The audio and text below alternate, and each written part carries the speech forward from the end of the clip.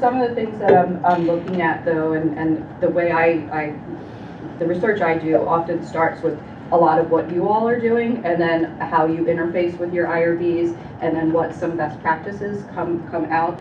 And one of the things that's been kind of evolving, and this won't be new to you, is the increasing use of artificial intelligence and machine learning in research. So I'm gonna focus on that today, and then kind of get us to some of the larger ethical issues that come along with using AI and machine learning in research, and then kind of where I'm going with some of my own work in this field. So you know who I am. Just disclosures, I have no conflicts of interest, and I'm not representing Marshall Clinic. Okay. So these are just some definitions, and you know, we talk about mHealth, telehealth, and so I think the field is kind of starting to use the phrase digital health a bit more broadly, to kind of as an umbrella term to encompass all of these different pieces: mobile health, e-health, etc. So that's just how I'm using the concept of digital health as an umbrella term. When we talk about artificial intelligence, it's a branch of computer science, and basically it focuses on, I'm just reading from my slides here, building and managing technology that can learn to autonomously make decisions and carry out actions on behalf of a human being. Okay, so you know, artificial intelligence is being used all over. You know, when you log in and you're trying to you know, chat with Delta, if you had to change a flight, you know, the little chat box that pops up, that's fueled by artificial intelligence. It's responding to prompts that have been trained into these systems. Machine learning is just an application of artificial intelligence that basically it's providing systems, computer-based systems, the ability to automatically learn and improve from experiences without being explicitly programmed. So you can think of machine learning as, you know, it's learning from all of the data that we feed into systems, and I'll give you a graphic to explain that. And of course, ethics. I just stuck that in so, you know, we have a common point of what we're talking about. You know, there's professional ethics, research ethics, but philosophical ethics when we are talking about well-founded standards of right and wrong that prescribe what we ought to do, usually in terms of rights, obligations, benefits to society, etc. So I've been thinking about how to think about ethics across these different spaces. So, you know, as a researcher, you learned yesterday, I have 3 roles. So I'm a researcher, I'm an administrator, and I coordinate the medical ethics committee. So my days are sometimes spent across these different systems. And, you know, we started way back in '79 with the publication of Tom Beauchamp and Childress's work on medical ethics. And so there's these fundamental principles that go into medical ethics. We carried those over into research with respect for persons, beneficence, and justice. And I think we're all pretty familiar, you know, with what these look like in practice. But increasingly, as we talk about artificial intelligence in research, we've been kind of troubled and stymied by, you know, what are the appropriate ethical principles to guide us in using AI and machine learning in research. So I started looking at the literature, and a good synthesis came out in 2020 that when we're talking and thinking through AI ethics, you know, these are the principles: accountability, fairness, privacy, safety, and transparency or traceability. And so how do these then interface with these becomes the question and the challenge. And so let me jump forward. And this is, I want us to kind of think about, you know, what's happening around us and what's happening in our research spaces. And this is kind of coming from a medical perspective in this slide. But we have all these individual data, for example, at a health system. You know, we have claims data, we have lab results, we have all these health assessments. At Marshfield Clinic, we've been collecting patient data in our EHRs for 100 years. We're a very old health system, but we've always been this very largely rural health network where we have patient histories and their families' histories that go back decades. So for us, we have this very unique patient data set that then carries over into research. We refer to it as MESA, which is the Marshfield Epidemiological Survey Area. And our data set, our data is very homogeneous. Marshfield is a very homogeneous area. The communities surrounding it are largely white, Germanic ancestry, etc.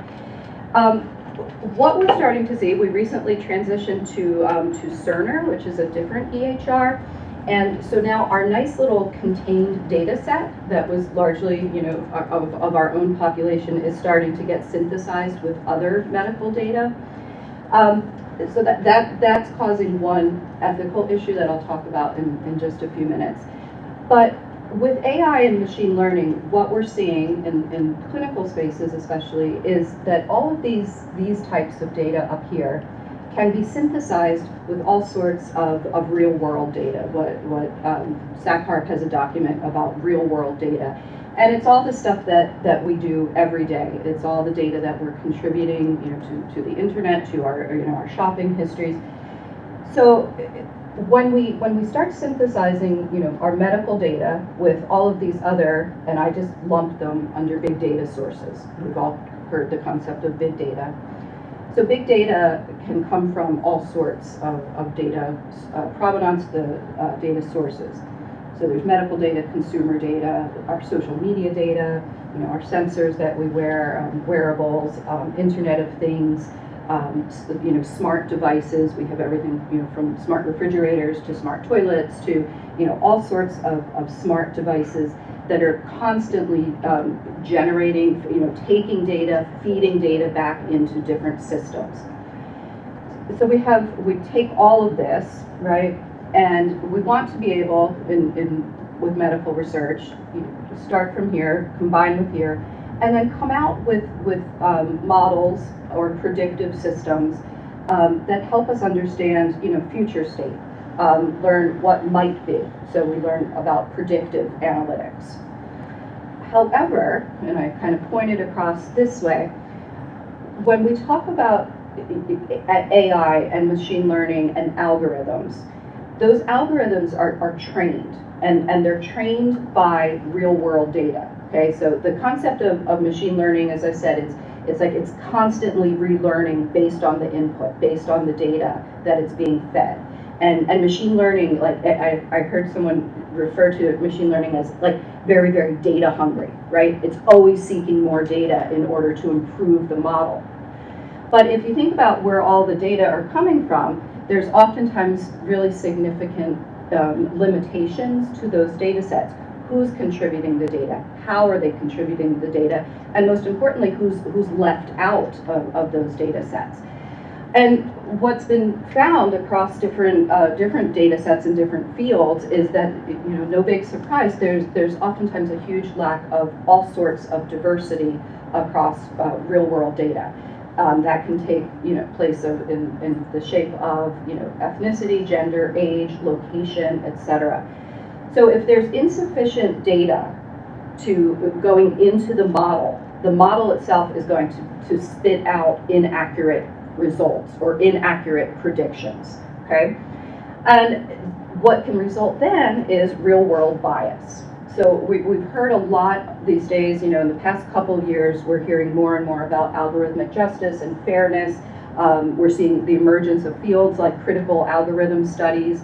How do we start changing data science, computer science, such that the way these systems are trained are not spitting out inaccurate or biased predictions and information. Also, at the same time, we're seeing out of the EU, for example, there's a really nice policy statement on the use of artificial intelligence. Not surprisingly, the U.S. is kind of lagging behind in terms of, where would policies sit, where would regulations around artificial intelligence, where would they fit? Would they be in the FTC? Would they, there's just not a clear vision yet as to how we should regulate the uses of AI, particularly in healthcare, and then by extension in research. Is all this making sense? Is there any questions so far? Okay. All right. All right. So I just grabbed a number of examples just in the past couple of years from medical research that's showing the impact of the lack of diversity in data sets and how that can play out in diagnostic or predictive modeling. Joey Balamami, has been great. Timit Hebrew, who used to be at Google, and then there was a debacle with her work in AI, and she soon quit Google. But facial recognition software has been one of the most called out and erroneous uses of AI. AI has been basically, dark-skinned people have been misrepresented, misdiagnosed, or misidentified through facial recognition systems, which feeds into a lot of further social injustices. There's sorts of gender imbalances in data sets that are used in medical imaging, leading to AI systems which misdiagnose in the medical imaging field. This was a huge story, was back in 2019, where a very common algorithm that's used across healthcare systems was basically spitting out the wrong data, such that particularly brown and black people were not getting care that they needed because of the way the algorithm was built and the way that the data had fed that algorithm. So many were affected by not getting further care that was needed. Back over the pandemic, over in London, oximeters were noted during the pandemic to have been misaligned using inaccurate data, such that many ethnic minority patients ended up dying because of the oximeter readings were inaccurate. I think this is another interesting example. We tend to think about ethnicity and diversity, and going back to kind of the rural piece. We've talked about rurality a little bit, and this shows that a lot of patient data across the United States comes from 4 states. It comes from New York, California, Massachusetts, and I forget which the other one. Yeah, one other state that I didn't put there. Massachusetts, sorry. And so if you have data coming from those states and excluding the rest of the country, what do you think might happen with those data sets? So they're really misrepresenting of economic, educational, social, behavioral, ethnic, and cultural features that that are not present in those data sets.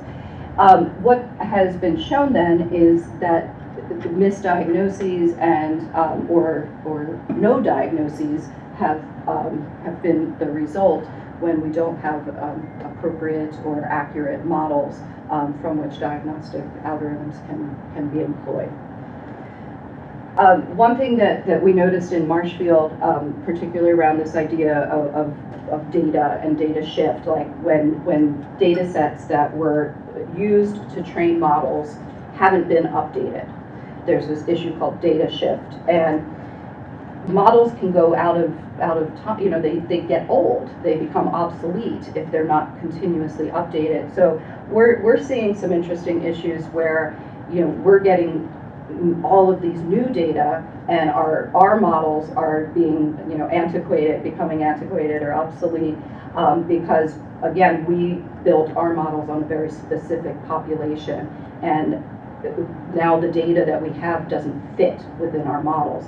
So there's real world consequences to the misuse of AI in research, and I don't want to say I'm completely opposed to AI in research, because there's great uses of it, but I think we want to be really careful of the garbage in, garbage out mentality that occurs You know, if you have a garbage data set from which you're working, you're going to have a garbage data set, you know, coming out. So when we feed machines, I like this quote a lot, when we feed machines data that reflect our prejudices, the machines mimic those prejudices, right? We've seen, there's been, I mean, they're kind of funny examples of what happens. There was a story a few years back when Microsoft built this chatbot and put it out. Its name was Tay. Natasha, you're familiar. You know, and so it put this chatbot out, and within 24, not even 24 hours, it was like 18 hours, where this chatbot was learned how to be homophobic, racist, sexist, you know, based on the input from all of the Twitter input and Twitter users that it encountered. So does a horrifying future await people forced to live at the mercy of algorithms? I mean, I think that's a really important question. I did want to share, this was a slide that I just added today as we were, you know, I was listening to some conversation, and, you know, how are we seeing AI employed in HIV research?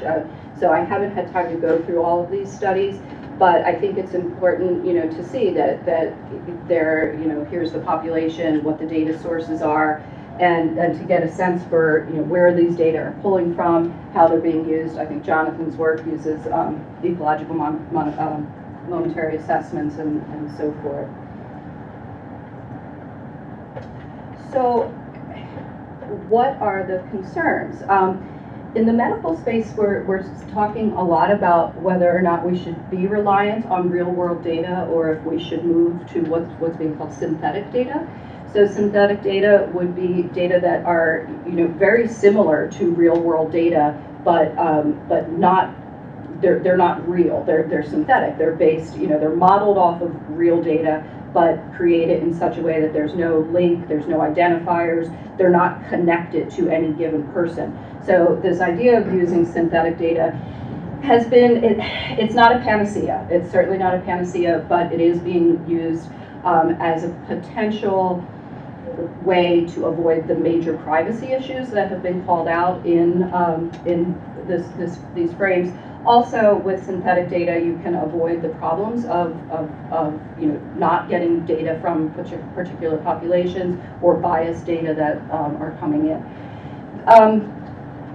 We talked a little bit this morning about, you know, whether we call them collateral subjects or research bystanders and issues of re-identification. I think we will continue to struggle with, you know, if we have large data sets and particularly genomic data sets, you know, who's connected to whom and how, and what is the likelihood or probability that individuals can be re-identified in those groups. There's potential for communal or group harm, certainly with AI. Those have been borne out by scholars, particularly again in brown and black populations have been, you know, harmed by certain algorithms that we're seeing. And I think what's really fascinating in this time of you know, real world data is we have these possibilities for real-time marginalization. Like, this is not just something that's going to happen, you know, a year from now, but it's like real time. You know, and I'm thinking of Brandon's work, you know, a little bit in policing and how policing is using, you know, real-time data and so forth. Another area of concern is, you know, once data are established and in these large data sets, it's very difficult to undo you know, errors and get data out of data sets. So the potential for downstream harms is quite large. I talked a bit about techno-racism and algorithmic bias, who builds and designs algorithms and from what position or place of privilege. The last data I saw in computer science PhDs that were coming out, you know, with PhDs in AI specialties, was like, you know, 6%. I think it was less than 6% were women. Very small, like 2% brown and black individuals. And, you know, so who's designing and building is really a problem. And so diversifying these fields of data science, computer science, is really critical to start getting at some of the systemic problems that we have in terms of how systems and structures are built. Yeah, and I have just one more slide. I know I'm just at time. Yeah. And then just a few recent regulatory responses. I mentioned that the U.S. is kind of struggling in terms of where appropriate legislation would sit. So you have conversations going on with the Office of Civil Rights, FDA, CDC, Department of Defense, and Office of Science, Technology, Policy. You know, but again, it's not a unified approach to managing these kind of large-scale issues. The FDA, Health Canada, there's been some movement there, and then this is the EU, and then there's been some work across professional societies for trustworthy AI. So one of the things that I'll just finish up with this that I've been really concerned about is, you know, how do we as consumers and patients or research participants know when AI is being deployed in our research or in, you know, in anything that affects us. So I started just a really small content analysis of consent documents from Marshfield, from our setting, of how clinicians describe or present the uses of AI to patients, you know, if they're entering from a clinical setting to a research setting, whether or not they're informed that, you know, an algorithm is being used in their treatment or in their research. And right now it's like nobody is addressing it. And I think that's really becoming, or has been, a problem in terms of knowledge and informed consent. You know, how do we know how our care is being determined based on, you know, data sets and predictive modeling that we have no idea are even happening behind the scenes. So that's kind of where I'm looking right now and trying to understand and think through what would we want as both you know, participants, consumers, and patients in terms of AI deployment in our worlds. So that was a really quick overview of what's going on in this space. Any questions? Yeah. I'm fascinated by the idea of synthetic data. Mm-hmm. If to the extent you know, how does it overcome if the people, it has to be synthesized by some process, and if it's synthesized by the same process that yields the AI, then it's being synthesized by like a predominantly white cohort. Yeah. You know, then all the biases may still obtain. I'm just wondering how they get around that. I think there was a really good workshop last year. It was co-sponsored by NSF and NIH, and that was one of the biggest topics. And so there's a really strong consensus across researchers and I think ethicists, I would say, in this space, where synthetic data cannot just reflect real-world data, you know, because we are now so aware of the limitations of real-world data and who's misrepresented, who's not represented, and so there's, I think, very conscious efforts to create synthetic data that is more representative and less biased. How if you don't have the data? Right. Well, it's synthetic.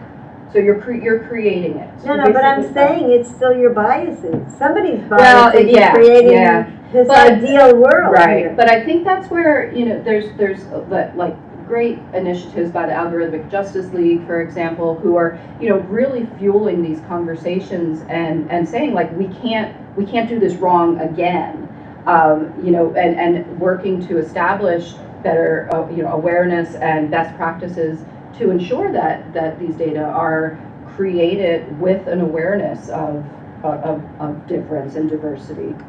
But it reminds me, like, one of the quotes about, you know, stop getting black people to trust you, get more black people, you know, to be investigators. And so I'm wondering why, one thing is, let's get more data from real black and brown people. Then, you know, because I think, as Brandon was saying, that no matter what our ideals are, we're still just using our own imagination to be just. It seems like, I'm getting out of my quantitative depth, but you could take like a small known data set and subject it to like some Monte Carlo-like procedure that generates this more randomized, larger data set. Yeah. Well, and they do like propensity score analysis, Yeah. from what I've seen, to like get at like real world So situations. the synthetic data set might have like a higher intrinsic margin of error, but maybe it's more representative than just like that small underrepresentative sample. Yeah. I mean, like I said, it's not a panacea, but it is being talked about as addressing one. At least it's addressing the privacy issue. potentially consent issue. Yeah. But is it a panacea? Absolutely not. Yeah. Thoughts or questions? Suggestions for me? Very future oriented. It's amazing, just really to be, you know, ahead of where we're going.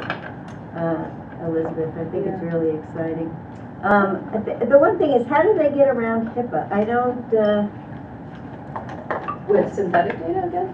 Or With any of this data, you know, as we keep combining data, you know, and it gets tied to administrative data, educational data, all of that stuff, and it seems like health privacy regulations just.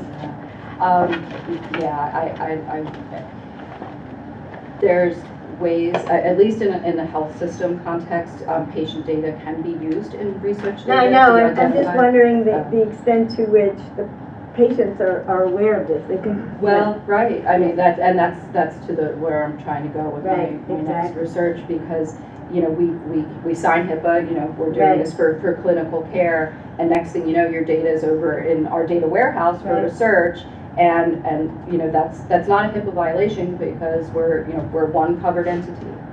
So it's, but, you know, from a patient or, you know, Yeah. consumer perspective, it's definitely something to be concerned about. Terrific, thank you. Yay!